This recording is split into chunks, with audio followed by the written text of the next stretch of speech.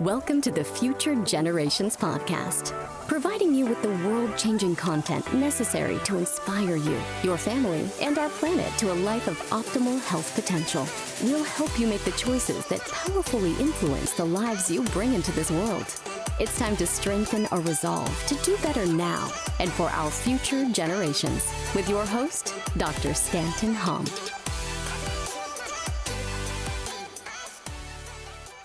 Okay, welcome to the Future Generations podcast. Also, the preview for our Heart of Freedom 3. I have with me Dr. Cassie Huckaby. We were just looking. Well, you weren't looking. I was looking at our stats, and you are neck and neck, literally neck and neck, with Dr. Larry Polewski for the top listens in our podcast, which both of you beat out Dr. Kelly Brogan, which is pretty impressive. And at the end of the day, we're excited to have you. Not only on the podcast, but on stage with us for our third iteration of Heart of Freedom. But yes. Cassie, I would love for you to reintroduce yourself to our audience. I'd love for them to get to know you. Absolutely. So I don't know if we still call ourselves doctors, but I know, right? I know. We're humans that work with other humans in this beautiful space of healing and health. And what it is to be free, which I love that's part of that name too. So I work in naturopathic medicine as a doctor, but more importantly, I think is the teacher component of that, the human component of that. And then just the voice of truth within this whole world of medicine to come and stand and disrupt it from the inside out. I know you're doing the same. And so my background is naturopathic medicine, came from the allopathic world originally, realized that world could not serve me or the people I cared about or my future patients. So jumped into the natural world and then went even deeper to understand some massive truths and to provide, big life freedom ultimately. So it's crazy because I would say that was the main attractor to invite you. On one end, we have the very classic health freedom lineup. Yeah. But I've been saying for a long time that health freedom is not just the inalienable rights and the personal sovereignty and the bodily autonomy. It's also what you do with that, right? What do you do with the freedom that you have? And then actually, who are the people who know maybe that in that really intimate way, what's really possible for the human spirit or the human experience? Yeah, that's a huge factor as to why we were so inclined to invite you. And so I don't know if you want to riff on that a little bit, but absolutely. Well, I think you're touching on something that's so important because I don't think anymore we can separate things, right? We don't like reductionism in medicine. And to know that everything that is us in relationship to something is why we're in this mess to begin with. And so to say that we're the most powerful thing on the planet also means we have to take massive responsibility, which I think is what you're even speaking on even today.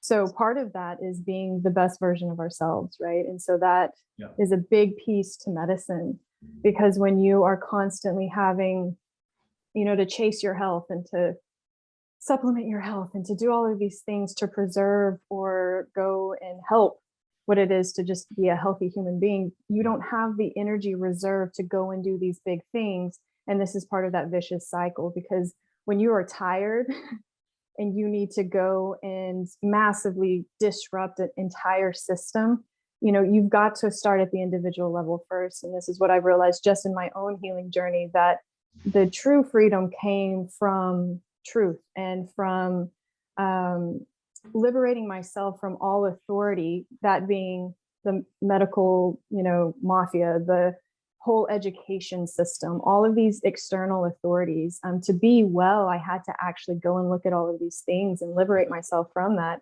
And what that required was a massive amount of physical energy on my part, vitality and clarity to own my shit, to step up and to change things within my world and see where I was relying on the system in so many different areas. And so this is this massive time of opportunity of being like, we can say that we're the most powerful thing on the planet, but then we got to step up and, walk that walk, which is, what we're here to do and here to talk about the how of it. Like, how do you do this? How do you see the just like absolute dysfunction and lies and deception and manipulation in your world if your home's not even good? And then if you as an individual aren't vital enough to have the energy to even get through a day. And so this is where true freedom is not from something, right? It's knowing that you are free, but being able to live within that. And that's that everyday life. That's on the individual level before you even get to anything external from that. So, I think that it's massive, and there's no more where we can separate these things. I think it's awesome that a lot of the ways that you express that level of freedom, because we don't always know, like we don't always recognize that the enslavement to the system can be through the addiction of thinking you need doctors, right? Another could be, what is my label, right? What do you call it, right? And then how do you treat it? But it could also just be like the mindset and the belief that somehow we're inherently broken, or we're inherently like on the inside not sufficient, and so therefore we will endlessly seek for some sort of, whether it's palliation or it's sedation or some sort of thing from the outside to resolve essentially what you're saying is all internal. It's got to be an inside job. Well, and it's such to like really go into that, like we wouldn't be where we're at if we weren't part of it. And so part of that's hard to admit to ourselves, and then to actually go look in the mirror and be like, where am I relying on the system still? And when you start asking these questions, you're like, well, I'm not doing this, I'm not doing this, I'm not doing this. But then if you have that story, like you just mentioned, you're relying massively, because you're like, if this thing doesn't turn out to where my life is my medicine, or I actually am what can facilitate healing on my own, then I need. And so it's this, you're not all the way in on your belief, right? And so this is where I see a lot of people, they're fragmented. They really want to believe what we talk about. They really want to believe, but they don't, because they haven't lived it. And so then there's this, okay, well, I still need that to exist just in case, right? And that's not how this works, because that means you still need that. And so, we even talk about the labels. I think it's massively important. If you still use their language, you still use their system. Yeah. If you still value those words, you can't say that you don't want that system. And so even changing, like we need a complete mutation in our thinking. We don't need just like a alteration in our language. We need a complete change, right? Which is what I try to talk about a lot, the difference between a change and a fix. And hopefully even talk about that this weekend too, of like, we're not to the point where the fixes are going to work anymore. We need some fundamental life shattering, world changing actual changes. And in order to do that, you have to be in that feeling of massive uncertainty, insecurity. Like if this is no longer real, what does that mean? And like, I often ask my patients, like, they come and they say these big goals. And I'm like, are you ready to live the life that is going to be required to get what you're asking for? If these systems crumble, all of it, not a part of it, all of it, are you ready to have the self-reliance, the self-responsibility to live the life you're asking for? Or is it just another form of distraction to not admit these things that we don't want to see? And that's the level of like big truths we've got to get at. Because just like you're saying, there's these deep-rooted psychological chains that are put in because we all grew up in this society. We were almost all educated by these same educational systems that we're now saying, oh my gosh, all of it's wrong. And so this is exactly where we have to go. And it takes you into this world of massive discomfort, like the most uncomfortable you've ever been, because in order to throw it all out, you're losing a lot of your saviors, the false ones, but even the false ones felt better than none, or to know that it's just you standing there on your own 2 feet. And so I think that this is where we're going, and that we wouldn't be asking these questions. We wouldn't be looking at freedom in this way, or even talking about it, if we weren't ready for it.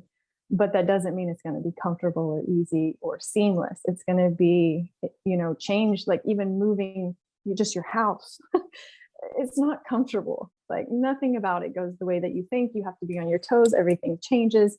And like, that's what a change is. And I think that that's where we're going. And we have to go look into the mind. We have to go look into why are we even, captured, just like you're saying, like, why does that even get to come into where we even care about the label anymore?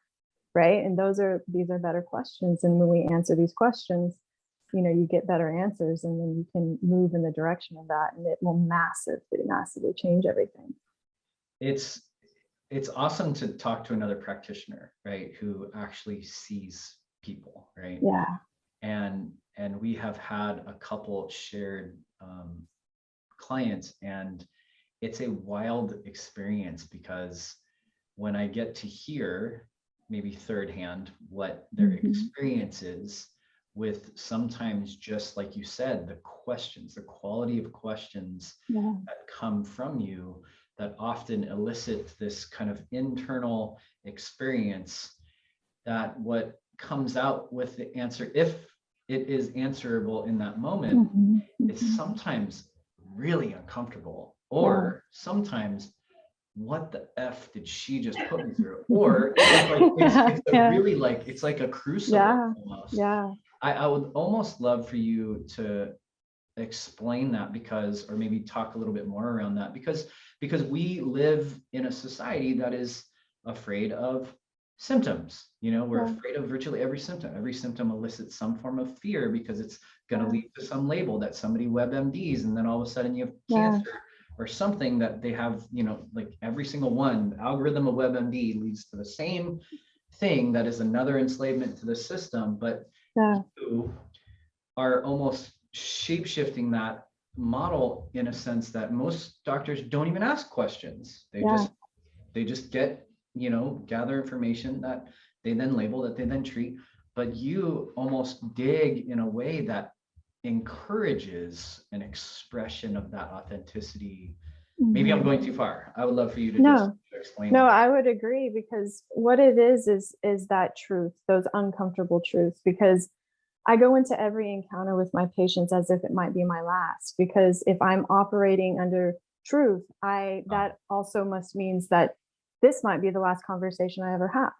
And so then I go into all of these encounters as if like, this is our last moment. We've got to go all the way in, right? Because that's the intensity we should bring to this. And so then it also, the passion and the curiosity I have is in the individual. So those two things cannot exist if I come in trying to find a label because I know how to treat the label. There's no curiosity to that. There is no passion within that. And there doesn't require an individual on the other end of that, right? And as you know, there are no two people that are the same. There are no two people that are diagnosed with the same, fabricated word that even present the same. And even if you look at where we get our words that we throw at people, is a bunch of little check boxes. And if you get enough, then you get on. And I mean, it's just like you were one check boxy away from this one. And that's a totally different road. Like none of this makes any sense to me. And so I like things to make a lot of sense. I like for there to be an actionable step. And often what I find with working with people is we cannot truly say that the root cause is always in the body. And so if I identify working because of massive curiosity, trying to get to know the individual in front of me, which with such intensity that my stories don't come into play because I've never met them before, then it leads to some powerful questions. And I always go into it as with the understanding that there's no judgment here. There's massive curiosity. And when you're massively curious, you don't know which way it's going to go because you're not invested in any outcome. And so then you're more capable of experiencing or uncovering the truth. And so then when the person's not on guard and they're curious too, like, why do I think that? Why do I need that label? Why did I get offended when you told me I wasn't diagnosed with it? Like, these are very important questions. And if we don't go into this area, if we don't go to the level of the biggest truth that there is for this individual, then we're not going to get the outcome. And so I say it all the time, you cannot supplement your way out of a poisonous lifestyle. You can't supplement your way out of a poisonous mind. You can't supplement your way out of a poisonous relationship. And so if I don't go and be like, why do you get angry in your face every time you mention your husband? Oh, that's a very important thing. But that wasn't on the intake form. Yeah, but that's exactly where we need to go. And so it's this acknowledgement of truth is not always what you want to hear. Usually it's what you don't want to hear. Yeah. And to be able to, like, that's what I even tell people, when you come to work with me, it's probably not going to feel like rainbows and unicorns, because truth, there's a reason you don't want to see these things. And human psychology is brilliant. And human neurology is even more brilliant on, I'm going to keep you away from anything that makes you really uncomfortable.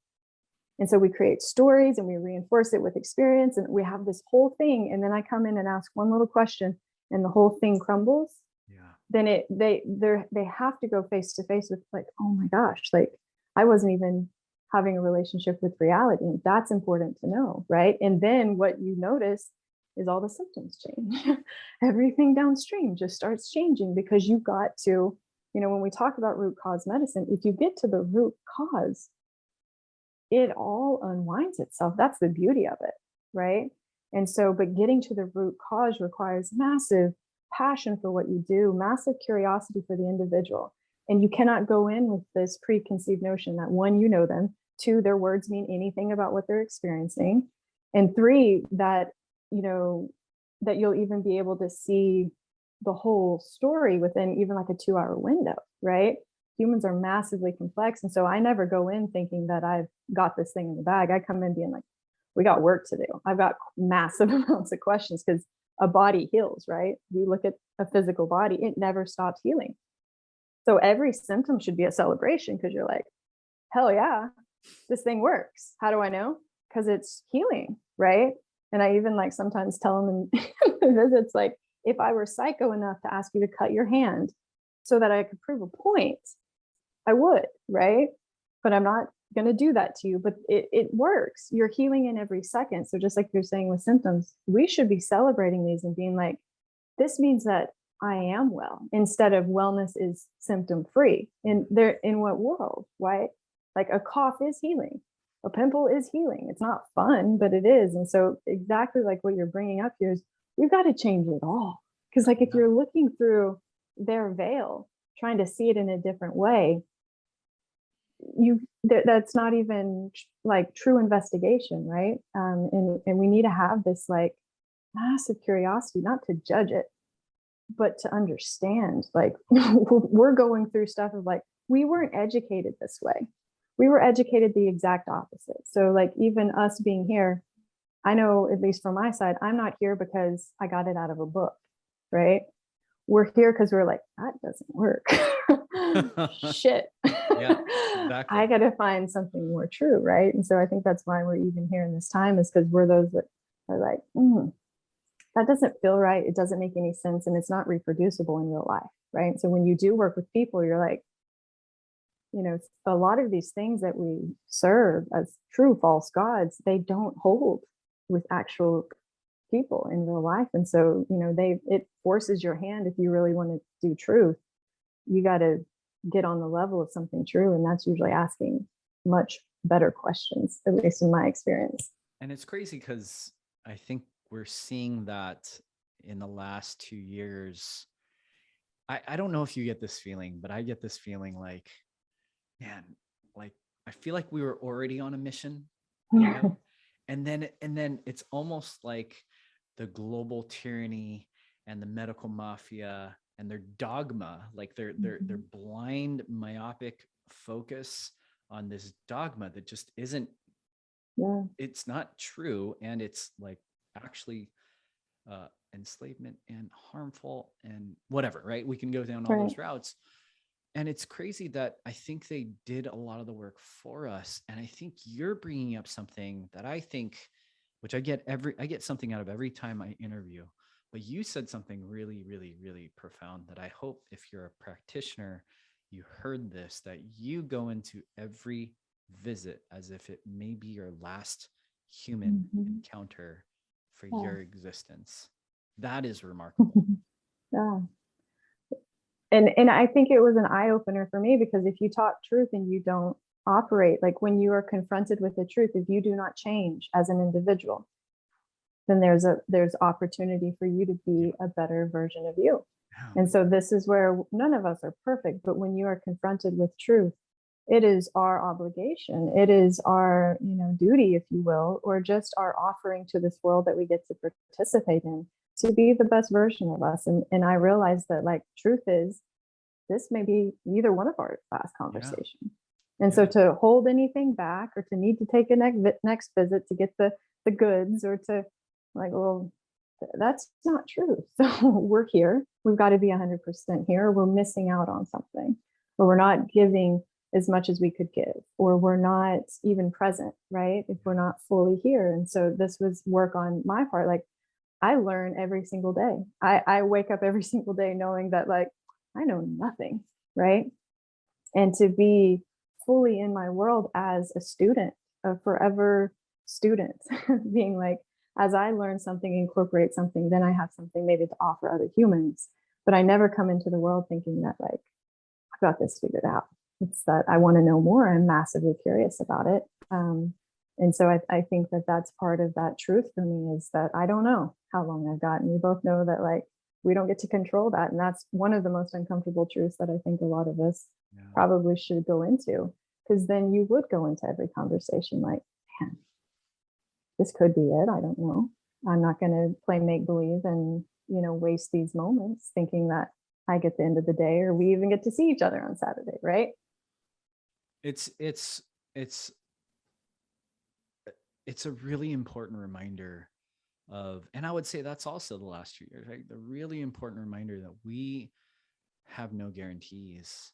And when you have no guarantees, then if that moment is the last moment of your human existence, then how would you actually live that, right? Most people that are on their deathbeds have a series of guilts and shames, regrets, and things that they wish they could have done.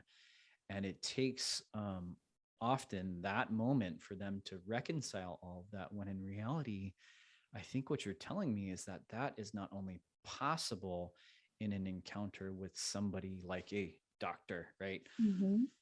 But that's actually something that, as a human being with the consciousness that we are literally built with, is our moral responsibility. The present time consciousness and the energy that you give and exchange with people is not only of the utmost importance, but it could actually be the catalyst for some people's greatest healing and transformation.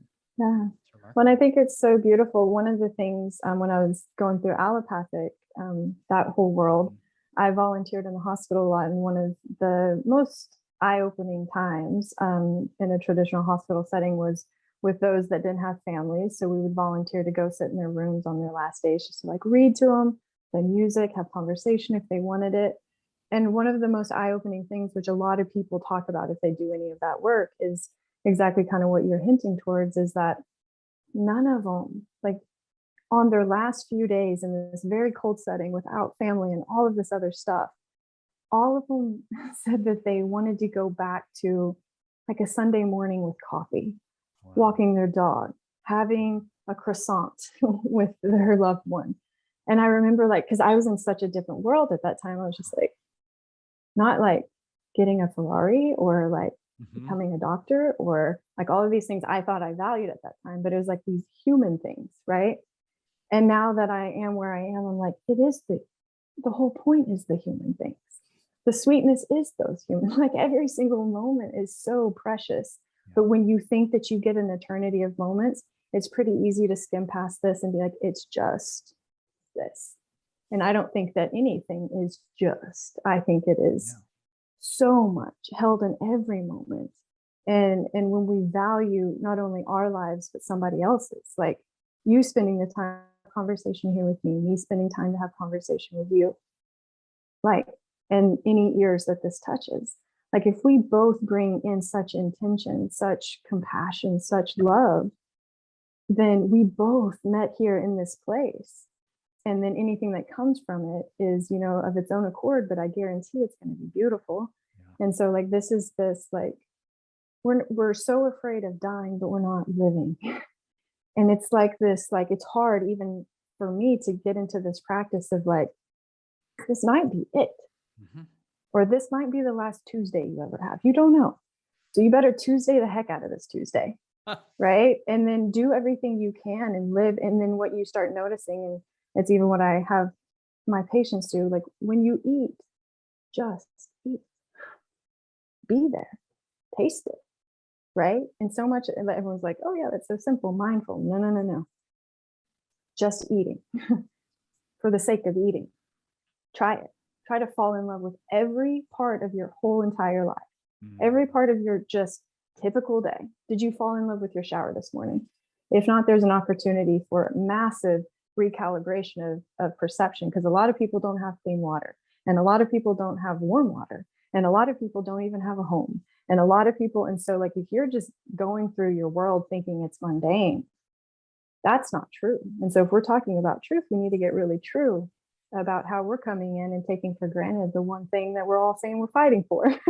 It's right here, right? So on that note, I've asked every speaker that I've gotten to do this with the same two questions at the end. Mm-hmm. And I think you're talking about a freedom that is so unique amongst those who I've interviewed so far. But when you hear the words heart of freedom, what comes to mind? It almost makes me think, even like changing those words a little bit, freedom of the heart. Can you imagine if we were a population of people that just let our hearts lead instead of these overwhelmed intellects, right? Because if we did, you couldn't even look at a human being and not be massively captured by them, captivated, curious, right? And so I think the most ultimate freedom is to be the best version of a human being you ever could. And I think, me personally, I start seeing that as being a person that's 100% in their life, that every word they're all in on, they mean it, they care so much. They care about people in the true sense of it, right? We throw around words like heart and love, which those two things start associating psychologically for good reason, right? And when I think of these things, it's like, I think if we all were like in our hearts fully, and we gave ourselves the freedom to fully be in our hearts and not have to, protect and build walls and try to find security, then we would have the capacity to experience the nectar of living, of life. And when that perspective shifts, when you're living in that state, how do you do harm to anyone, right? Like, because if my heart is completely open to you as an individual, and I have no preconceived notion of who you are, what you stand for, what's good, what's bad, I'm just curious about the human being in front of me, then if I have any interaction with you, it's just going to be true because I'm true, you're true, and we're interacting on it and actually having a true relationship. And when we talk about love, right? True love, beautiful love, not this tainted love that we talk about. The only way love can actually happen is if we're truly in a relationship, right? And so I think exactly what you're talking about. I think this is the ultimate freedom. Because can you imagine if, like, just think relationship.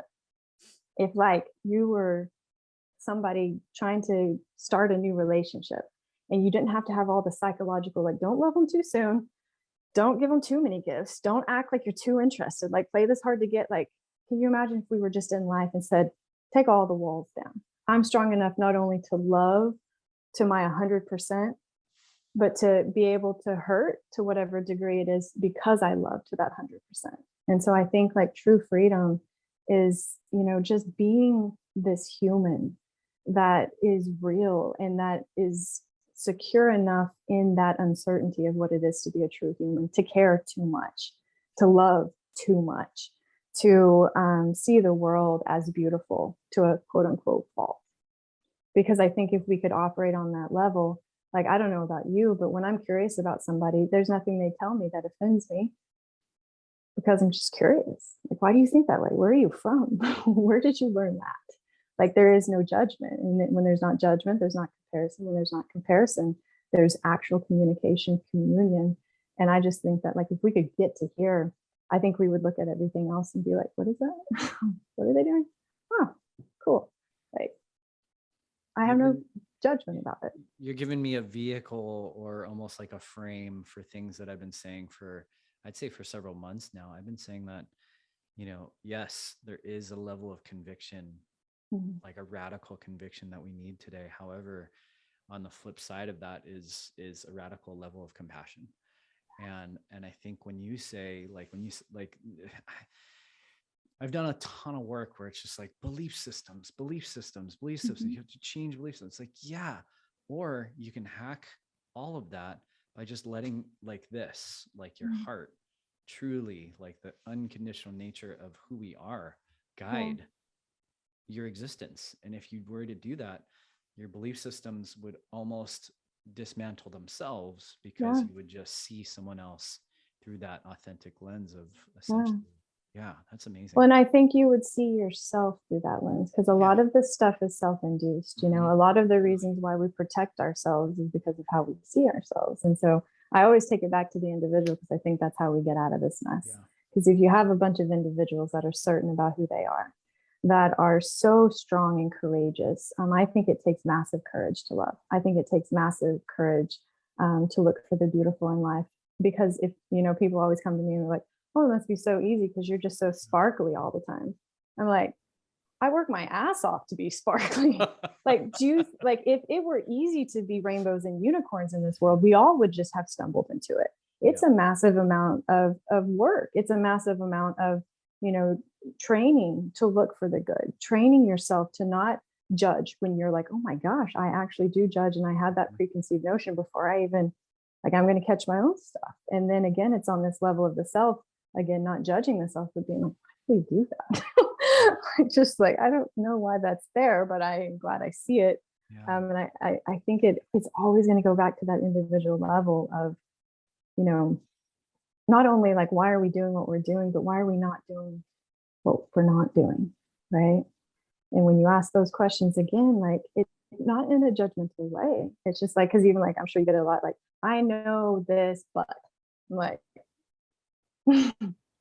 there's a lot for you to see if you're saying I know, but like, if you know all this stuff and you haven't incorporated a lot, like, you got lots of questions, right? And so I think it's, you know, what you even spoke about there too is on this individual level of how much strength it takes to be loving in this world in this time. It takes probably more strength than anything, I think. It's wild. I love that answer.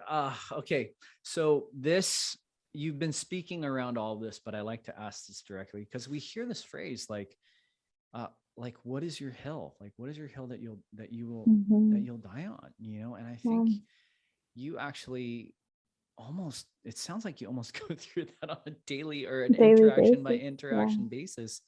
But if you could verbalize that for me, what would you say? Yeah. So I always, all the time, will take it back to the individual, because I don't think that we can touch anything if we can't change ourselves. And so every single day, it is exactly that. I die to the ideas of who I was yesterday. I die to what I thought I cared about yesterday. I died to what was important about me yesterday, or what I think is important. And I start every day as if it's a brand new slate, which means that I have to give today. I have to try today. I have to love today. And every single day, like, I even go, even into every interaction I have, did I do it as truthful and as beautiful as I could? Even if that's setting up boundaries, even if that's disappointing people, even if that's, you know, being massively disruptive in my truest. It's not saying all of these things are just this passive, beautiful, you know, you just float through life. A lot of this truth is, do I have the courage to stand for what I stand for? And am I willing to go and like let my voice shake while I talk, let my knees shake while I hold my ground every single day, right? And so I think it starts afresh every single day, because as I learn more, I'm going to incorporate more. And every time I'm confronted with the truth, like, you know, even love, how good are we at loving? How true is our love? Yeah. Right? How pure is it? Do we even know what it is? And so these are those things that I always take to myself, like, here's another beautiful day. Let's learn as much as I can from as many people as I can, to anyone I actually get to communicate with. Let me see as much as I can through the clearest eyes possible. Because I know that if my perspective is altered by any conditioning, any indoctrination, any external authority, it might not be true. And so every single day is I want truth above all. I don't care if it's uncomfortable. I don't care if it breaks my heart. I don't care if it makes me look a certain way or shatters something I think about myself. I want truth every single day. And I want to move in the direction of that. And if I find something that I can share with people, then I will share it and I will give it all. Because I think that's our offering. Like every day is new. So we should have, just be our best version every single day. And then let that version interact in our work, in our service, in our neighborhood, and see what that would do to the world that I'm in, and then ultimately this greater society. I love it. I've been saying for a few months that, if we're not on the path to our greatest health, then we're just, if anything, we're vulnerable. We're vulnerable to the next thing, the next thing that gets launched on society. But I would say that you've helped me kind of bridge into that next level, which is if you're not on the path to the greatest version of you, then that's really what we're all actually being called to do in this moment. And if we were all to just listen and obey that call, then we would actually express our optimal alongside someone else's optimal, and then that's how we from the inside out change the world.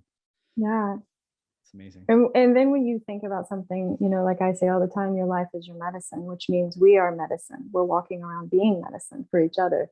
You're medicine for me in some way in this moment. I'm medicine for you. We are medicine for whoever might listen to this, and they are medicine for, it's just this beautiful ripple effect. And so when you think of it that way too, like, it's such a beautiful thing. And it's not just me for me, but every little thing that we do on the individual level, like, it has to be felt by this whole entire world. That's the beauty of it. And so like this individual work and looking at yourself with massive honesty and again, curiosity, not judgment, then it softens you to this whole world of achievement and criticism and failure and what if I don't do it right, and like can just liberate the mind. And when we have clear minds, I read a long time ago that a cup has, function when it's empty, not when it's overflowing, right?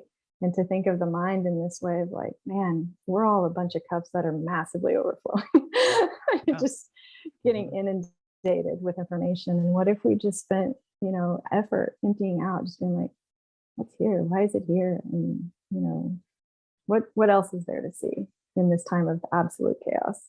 I don't remember where I read this, but I read this once. It's not about what we know, it's about what we know that isn't so, and I think we have so many things that are just that need to shed, right? And as they shed, what will be revealed to us are those levels of truth, so long as that everybody's authentic around us, right?